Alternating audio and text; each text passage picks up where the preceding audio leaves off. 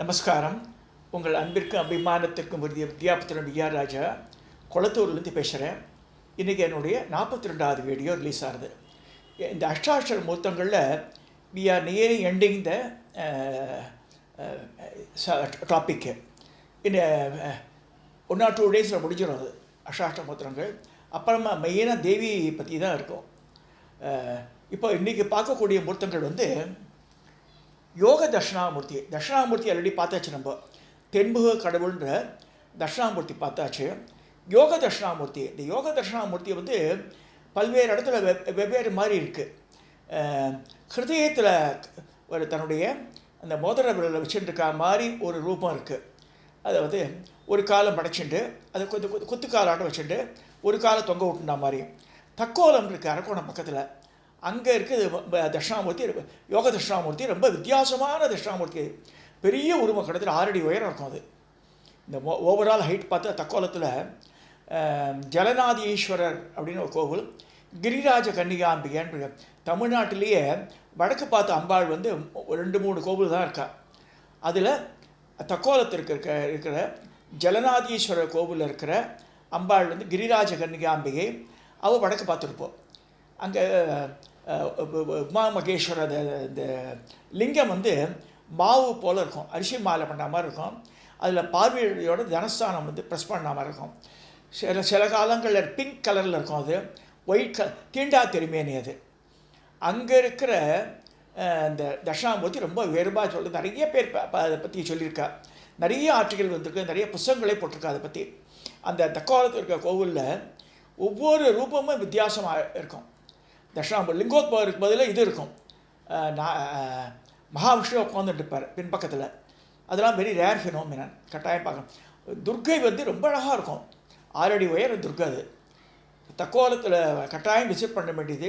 மிக பழமையான கோவில் அது தக்கோலம் கோவில். ஒரு காலத்தில் நந்தியினோட வாயிலேருந்து தண்ணி வந்திருந்தது தான் உள்ள சன்னதியிலேயே. இப்போ அந்த ஆறு வந்து வறண்டு போயிடுத்து, அந்த மாதிரி வரதில்லை. ஆனால் ஜலநாதீஸ்வரர் பேர் வந்துன்னா ஜலத்தையே பேர் பார்த்தா சுவாமி. இப்போ ஜலம் இல்லை அங்கே. சுவாமி இருக்கார், கோவில் இருக்குது, நல்ல பெரிய பிரம்மாண்டமான கோவில், கட்டாயம் பார்க்க வேண்டியது. அங்கே தான் உதத்திய கோத்திரம், ரிக்வேதத்தில் உதத்திய கோத்திரான்னு இருக்குது. உதத்திய கோத்திரா எல்லாருமே 100% ரிக்வேதமாக இருப்பாங்க. அவருடைய சிலை வந்து அந்த காம்பவுண்ட் மேலே இருக்குது, வெளிப்புற பிரகாரத்தில் இருக்குது. அவரால் பிரதிஷ்டை பண்ண லிங்கம் கோவில் உள்ளே இருக்குது. இந்த தக்கோலத்தினுடைய தட்சிணாமூர்த்தி ரொம்ப உயர்வாக பேசக்கூடியவர். அதே மாதிரி பக்கத்துலேயே தக்கோலத்துக்கெல்லாம் முன்னாடி இந்த சைடில் இதுக்கு போகும்போது கூபத்துலேருந்து பக்கத்தில் ஒரு 3 கிலோமீட்டர்ஸில் எலுமியன் கோட்டூர்னு போட்டிருப்பான். அலம்பேயம் கோட்டூர் ஆக்சுவலாக ரொம்ப பூஜை பண்ணிது. அரம்பேஸ்வரர், இந்த கிரிராஜ கனக குஜாம்பிகைன்னு பேர் அம்பாள் பேர். அரம்பேஸ்வரர் அது ரொம்ப பூஜை பண்ணியதுனால அது அங்கே இருக்கிற தட்சிணாமூர்த்தி தான் இந்த ஹிருதயத்தில் கை வச்சுருக்க மாதிரி இருக்கும். அது யோக தட்சிணாமூர்த்தி. ஸோ மாயவரத்தில் 2 தட்சிணாமூர்த்தி இருக்குது. மயூர்நாதர் கோவிலில் 2 தட்சிணாமூர்த்தி, அதில் 1 யோக தட்சிணாமூர்த்தி. ஸோ இந்த மாதிரி தமிழ்நாட்டிலே பல இடங்களில் இருக்குது. ஆனால் that is a rare phenomenon. சாதா தட்சிணாமூர்த்தி ரூபம் எப்படி வருதுன்னா, பிரம்மதேவனுடைய மானச புத்திரரான சனகர், சனந்தனர், சனாதனர், சனத்குமார் 4 பேர். பிரம்மா நினச்சவுடனே வந்துடுறாவ. அவர் எதுக்கு படைக்கிறாருன்னு பாருங்கள். படைத்த காரியம் வேறு, நடந்த காரியம் வேறு. பிரம்மதேவருக்கே இது மாதிரி நடந்தது. நம்ம நினைக்கிறோம், நம்ம நினச்சதுலாம் நடக்கலை லைஃப்லண்டு. பிரம்மதேவருக்கே இது அப்படியே ஆச்சு. ஏன்னா இந்த பிரஜாபதி உற்பத்தி பண்ணணும்னு சொல்லி இந்த குழந்தைகளை படைக்கிறாரு. அவள் என்ன சொல்கிறா, பிறந்த உடனேயே 5 வயசு குழந்தையாக வந்துடுறா. வரும்போது நாங்கள் மோட்சத்துக்கு நாங்கள் தேடின்னு போகிறோம், நாங்கள் பிரஜாபதி உற்பத்திக்கு ரெடி இல்லைன்னு சொல்லிடுறாவா. 5 வயசு குழந்தைகள் பேசுகிறது. நேராக வந்து வைகுண்டத்துக்கு போகிறது. அங்கே வைகுண்ட விஜயா காவல் காக்கிறா, உள்ளே விடமாட்டேன்ற அவளை. அப்போ உடனடியே சபிச்சுடுறா. ஓடி நாராயணனே ஓடி வந்து என்ன கேட்குறாரு வாசலில் வந்து. அப்போ வந்து இப்போ அந்த வி வில் நாட் டேக் வாபஸ்ன்றாவா. அதனால தான் ஜெய விஜயா வந்து பூமியில் சிசுபாலன், ராவணன் கும்பகர்ணன், சிசுபாலன் தந்தவிக்கிரமன், முதல்ல இதில் வந்து ஹிரண்யாஷன் அந்த மாதிரி பிறந்து பெருமாளுக்கு அகெயின்ஸ்டாக இருந்து மேலூரில் போய் சேர்றான்னு இருக்குது. இல்லைன்னா அவருடைய நட்பாக இருந்து 7 பிறவி வேணுமா, விரோதியாக வந்து 3 பிறவி வேணும்னா விரோதியாக வந்து 3 பிறவியில் நாங்கள் மேலே வந்துடுறோன்றாவ. ஸோ அப்போ அது ஏன் ஏற்பட்டதுன்னா இந்த சனகாதி மகரிஷிகளாக ஏற்பட்டது. மகரிஷின்னா நான் திருப்பியும் சொல்லுவேன், நிறைய பேர் தாடி மீசை வச்சு கொண்டே போட்டுடுறா. அவள் வரும்போதே 5 வயசு குழந்தையாக தான் வரவாங்கின்னு வரான்னு சொல்கிறது பாகவத்தை சொல்கிறது. எல்லா நூல்களும் அப்படியா சொல்கிறது. ஆனால் தமிழ்நாட்டு கோவிலில் தான் அந்த மாதிரி பண்ணுறா, டிராயிங்கில் போடுறா, சுதையில் பண்ணுறா, கடவாளாட்டம் போட்டு வச்சுருக்கா சுற்றி எல்லாரும். கிடையாது, எப்பயுமே 5 வயசு குழந்தைவா.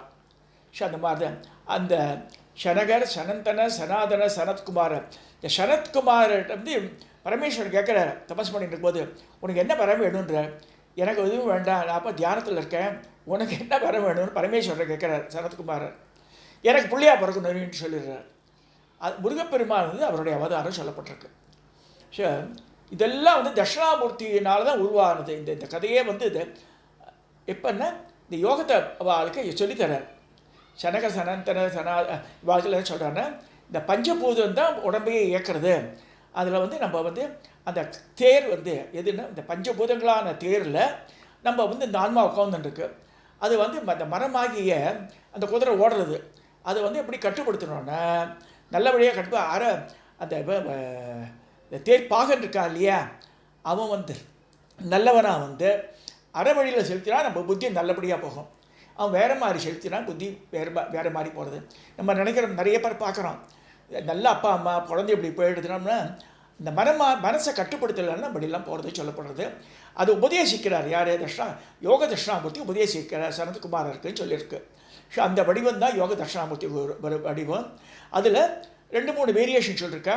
இந்த வேரியேஷன் வந்து இடக்காலை மடித்து வச்சுட்டு வலக்காலை தொங்க விட்டுட்டு யோக பட்டத்தை வச்சு கட்டிகிட்டு இருக்கார். இதுதான் வந்து இது குறிக்கிறது. மேல் கையில் வந்து அக்ஷமாலைன்னு ருத்ராட்ச மாலை வச்சுட்டுருக்கார் ஒரு கையில், இன்னொரு கையில் கமண்டலத்தை வச்சுட்டுருக்கார். ஐயோ மிச்ச தட்சிணாமூர்த்தியெல்லாம் இருக்கும்.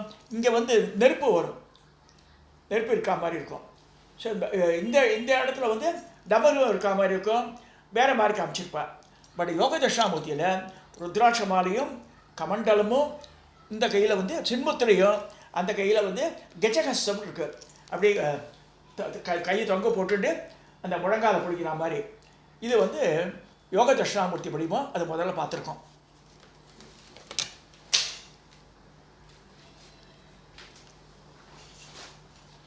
அடுத்ததாக இது இந்த கௌரி லீலா சமன்வித மூர்த்தியின் பேர். இந்த மூர்த்தம். 3வது மூர்த்தம் சதா நிறுத்த தாண்டவ மூர்த்தியின் பேர். அது 3வது மூர்த்தம். இந்த கௌரி லீலா சமன்வித மூர்த்தம் எப்படின்னா, பார்வதி பரமேஸ்வரா இருக்கும்போது பார்வதி வந்து பரமேஸ்வரனை விளையாட்டாக கண்ணை மூடுறா. கண்ணை மூடினோடனே பூவுலகங்களுமே இருட்டாயிடுது. அப்போ வந்து எல்லாருடைய செயல்களும் தேவர்களோட செயல்களாக நின்று போயிடுறது. சூரியன் சுத்த முடியல, சந்திரனால் பிரகாசிக்க முடியல, எல்லா அஷ்டதிக் பாலோட வேலையெல்லாம் நின்று போகிறது. அப்போ எல்லோரும் வந்து சொல்ல நின்று போயிடுத்து, என்ன செய்யுது, நீங்கள் கண்ணை திறக்கணும்னு சொல்கிறார். அப்போ வந்து தன்னுடைய நெற்றிக்கண்ணை திறந்து ஒரு பிரகாசத்தை உண்டாக்குறாரு. அப்புறம் பார்வதி மன்னிப்பு கேட்குறா, ஐயோ நான் தப்பாக பண்ணிட்டேன், நான் இதை விளையாட்டாக பண்ணேன்றேன். நீ விளையாட்டாக பண்ணதை வினையாக எடுத்து உனக்கு இதுக்காக பனிஷ்மெண்ட் ஒன்றுன்னு சொல்லிடுறார். பரமேஸ்வரன் பார்வதி பனிஷ் பண்ணுறார். Just imagine. பார்வதி இல்லை, உமான்றத முதல் ரூபம். என்னென்ன, நீ போய் தக்ஷனுக்கு பொண்ணாக போகிறேன்றார். அப்போ தான் தாஷாயணி எப்படி பொண்ணாக பிறக்கணும்னா, நம்ம இப்போ பார்க்குற மாடர்ன் வேர்ல்டு பார்க்க அந்த மாதிரி இல்லை. தக்ஷனுக்கு பெண்ணாக அவதரித்து நேரம் பிறக்கணும் அவசியம் இல்லை. தக்ஷன் வந்து யமுனை நதிக்கரையில் பூஜைக்கு இதுக்கு நீராடுறதுக்கு வரான். அந்த மாதிரி வரும்போது அவன் மனைவி வித்யாவதின்னு சொல்லிருக்கு, வாருணி தேவின்னு வேறு சொல்லியிருக்கா. ஒவ்வொரு நூல்லையும் ஒவ்வொரு மாதிரி போட்டிருக்கு. அவள் வரும்போது ஒரு தாமரை புஷ்பத்தில் சங்கு, அந்த வெண் சங்கில் அவள் தோன்றுறாள். அதை எடுத்து வளர்த்து தட்சணம் பொண்ணாக இருக்கா. தாட்சாயணி முதல் பொண்ணு அவள் தான். ஸோ அது மாதிரி வளர்ந்து முன்ஜன தொடர்பு இருக்க ஈஸ்வரனையே பிரார்த்தித்து தபஸ் பண்ணுறார். அப்போ பரமேஸ்வரன் வந்து அவருக்கு காட்சி அளிக்கிறார். ஒரு அந்தணனாக வரார். வந்து ஒரு நான் கோபம் வருது அவளுக்கு. என்னை மோகிக்கிறேன்னு சொல்லலை, உங்களுக்கு பணிவிடை செஞ்சேன் நானுன்றார்.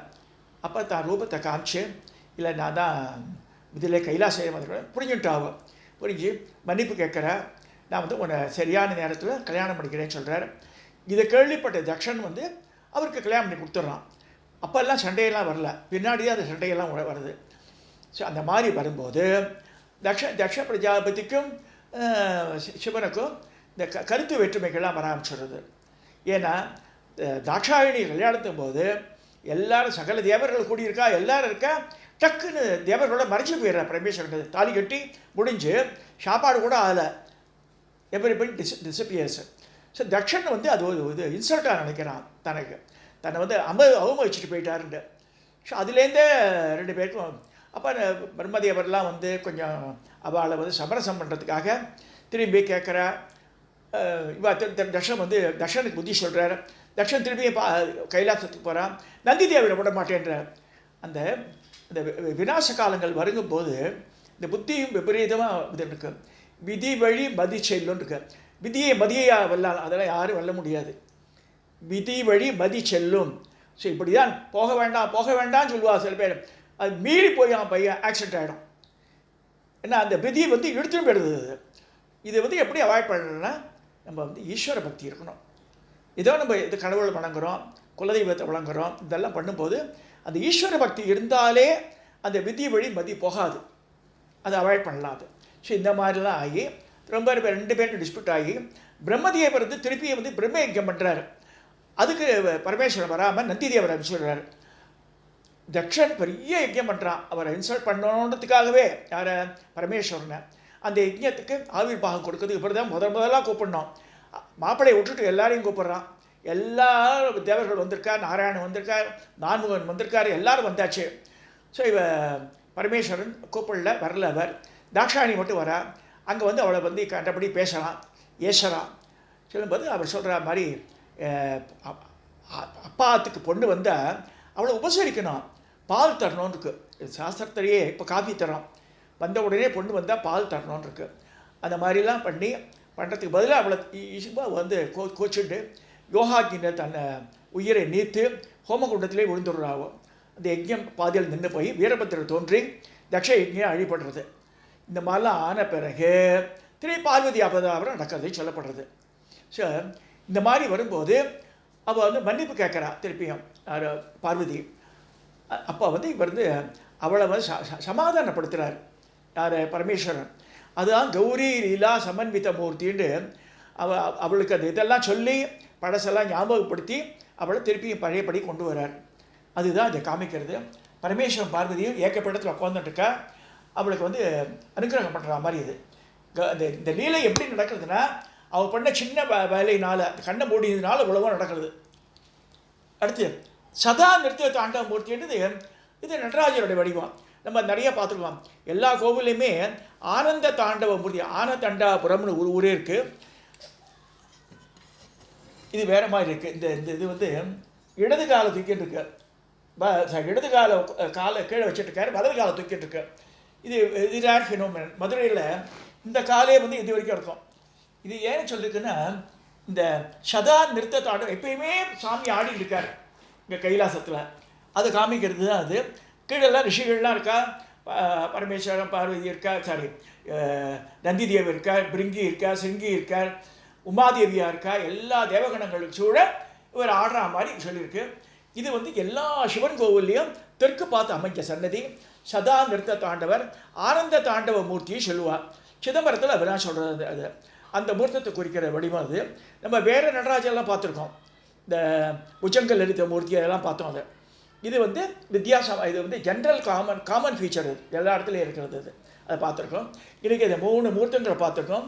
யோக தட்சிணாமூர்த்தி, கௌரி லீலா சமன்வித மூர்த்தி, சதா நிறுத்த தாண்டவ மூர்த்தி பார்த்துருக்கோம். இதோட என்னுடைய 42வது வீடியோவை நிறைவு செய்கிறேன். தயவுசெய்து சப்ஸ்கிரைப் பண்ணுங்கள், ஷேர் பண்ணுங்கள், எல்லாருக்கும் சொல்லிக் கொடுங்க அதை குழந்தைகளுக்கெல்லாம். இதோட நான் முடிக்கிறேன்.